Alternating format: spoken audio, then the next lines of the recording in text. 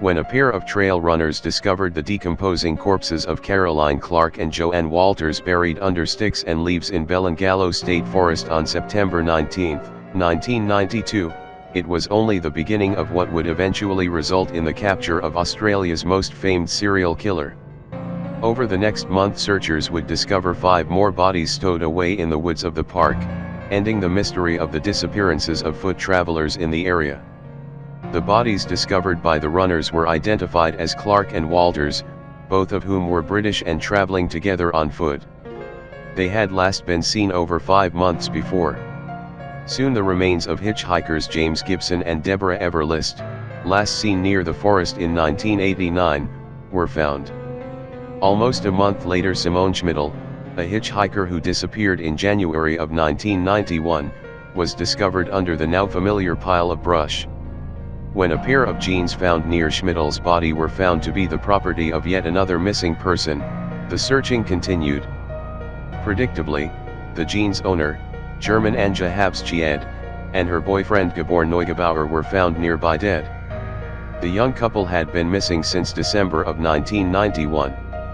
Aside from the obvious similarities between the way all the victims had disappeared and been disposed of, their causes of death were a bit dissimilar. Clark had been stabbed in the chest area, Clark had been stabbed and shot in the head several times, Gibson had been repeatedly stabbed, Everest had been slashed in the face in addition to her stab wounds, Schmidl had also been stabbed, Habschied was decapitated, and Neugebauer had been shot in the head 5 times with the same weapon that killed Walters.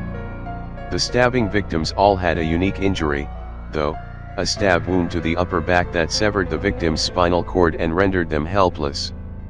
Also, many of the victims were partially undressed with their pants buttoned but not zipped. Evidence of crude bondage and strangulation was present in most of the cases. Authorities were stumped by the case until 1993, when a man named Paul Onions identified Ivan Milat as the person who attacked him after picking onions up near the forest 3 years before. Milat and his brother Richard were already suspects in the killings, though police knew that Richard had been at work on the days of the abductions. Ivan Milat was soon charged with Onions' assault and all 7 murders. Faced with some very damning evidence at trial, Milat feebly tried to explain on the stand that he was the victim of an elaborate setup perpetrated by his own family. Predictably, he was found guilty on all counts on July 27, 1995, and sentenced to prison for life. Milat has stated plans to escape at every opportunity, but thus far has not made good on the threat. He has, however, attempted to kill himself at least twice after swallowing such materials as razor blades and staples. In June of 2001, Milat appeared at an inquest into the deaths of 3 women in 1978 and 1979. Robin Hickey, 17, Amanda Robinson, 14, and Leanne Goodall, 20, all disappeared from an area north of Sydney under similar circumstances as Milat's known victims. Though Milat attended the inquest, he offered nothing to help investigators and denied having known the women or ever having picked up a hitchhiker in that area. Australia's worst serial killer of modern times, Ivan Milat was the son of Croat immigrants, born in 1945.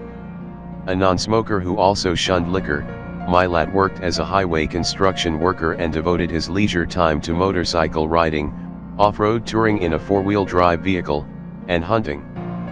Friends assumed that his passion for stalking game was restricted to 4-legged targets, but they were mistaken.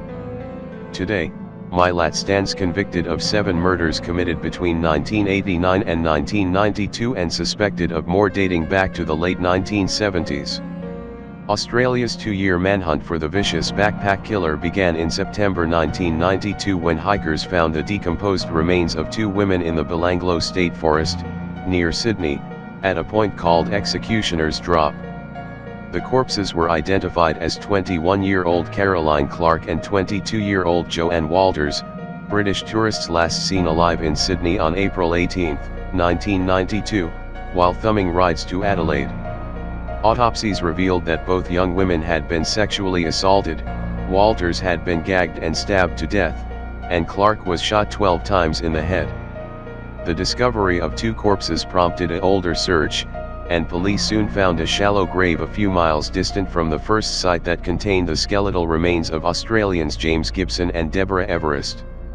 The two 19-year-olds had disappeared somewhere between Liverpool and Goulburn while hitchhiking to a conservation festival on December 9, 1989.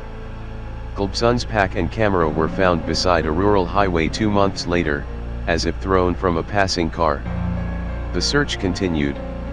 In October, authorities found the remains of 21-year-old Simone Schmidl, a German visitor who disappeared on the same stretch of road between Liverpool and Goulburn, hitchhiking to Melbourne on January 21, 1991. Her glasses and camping equipment had later been found in the brush near Wangata, a small town in Victoria. According to the medical examiner's report, Simone had been bound, gagged, and stabbed repeatedly. The corpses of two more German tourists, 21-year-old Gabor Neugebauer and 20-year-old Anja Habschied, were found on November 4, 1992.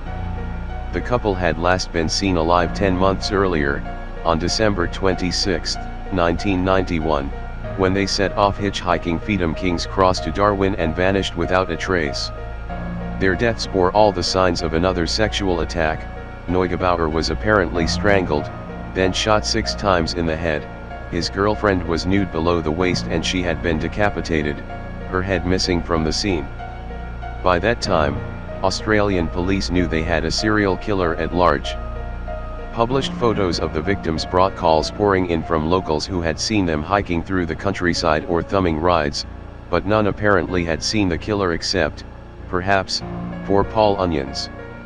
A British subject from Birmingham, Onions heard about the backpack murders on television and recalled his own near miss with death outside Sydney in January 1990. Onions had been thumbing rides when he was picked up by the driver of a silver Nissan four-wheel drive truck, who introduced himself as Bill. A half-mile north of the Belanglo State Forest, Bill had stopped and pulled a gun, declaring, "This is a robbery." Onions had run for his life through the bush, bullets whizzing past his head, and managed to escape after a hectic chase. He recalled the gunman well enough to help police prepare a sketch, including the would-be killer's handlebar mustache. Investigators, meanwhile, were reviewing their files on old sex crimes, including a December 1974 rape allegation filed against Ivan Milat, known to use the nickname Bill. On May 22, 1994, a flying squad of 50 officers raided the property in Eagle Vale, a Sydney suburb, where Milat lived with a girlfriend. The raiders caught their man in bed, and a search of his home turned up evidence including firearms linked to the murders and camping gear stolen from the victims. A sword, reportedly used to behead Anja Habschied, was found in a later search at the home of Milat's mother. Detectives suggested that Milat sometimes killed his victims and then used their skulls for target practice after they were dead, thus accounting for multiple head wounds. On May 31, 1994, Milat was formally charged with 7 counts of murder, plus the attack on Paul Onions and various weapons charges. 2 of his rifles, as well as a homemade silencer found by police in his possession, were banned by Australian law.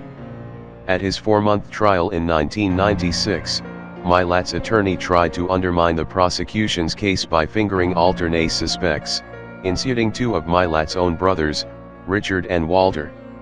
Jurors rejected the ploy, convicting Ivan of all 7 murders on July 27, but presiding Justice David Hunt did tell the court, "In my view, it is inevitable that the prisoner was not alone in that criminal enterprise." In the absence of further indictments, however, Milat was the lone recipient of 6 life sentences, plus an additional 6-year term for the attempted murder of Paul Onions. Milat echoed Justice Hunt's opinion in February 1997 when he appealed his conviction on the unusual grounds that he did not act alone in the murder.